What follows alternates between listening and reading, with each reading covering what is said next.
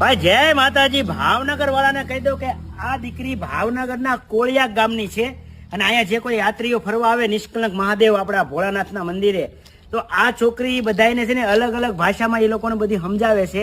કઈ કઈ ભાષા આવડે તને? તમિલ, કન્નડ, તેલુગુ, મલયાલમ, બંગાળી, હિન્દી, ઇંગ્લિશ, મરાઠી. ઓહો, કેટલી ભાષા આવડે છે. ગામડાની શું આ વાડીઓમાં રહેશે અને એની ભાષા આવડે. એક બે ભાષા સંભળાય ને. નલ્લા રક્યા વળકમ તમિલ નલ્લા રક્યા એટલે કેમ છે સારું છે એમ. હા, બીજી વળકમ વાંગા એટલે આવો, સાપટિંગ એટલે ખાઈ લીધું, ને પોંગો એટલે જાઓ, બધું એમ આવે. પછી તમિલમાં એ આવે, તેલુગુમાં વાંગો વાંગ રેંડી રેંડી એટલે આવો, તીનતાવા એટલે તીનાવા એટલે ખાવું, ખાઈ લીધું. મલયાલ પોતંત્રી એટલે પાછા જાવ છો. પછી મલયાલમમાં વાંગો વાંગ એટલે વરુ વરુ કહેવાનું, આપણે આવો આવો ને એટલે વરુ વરુ કહેવાય.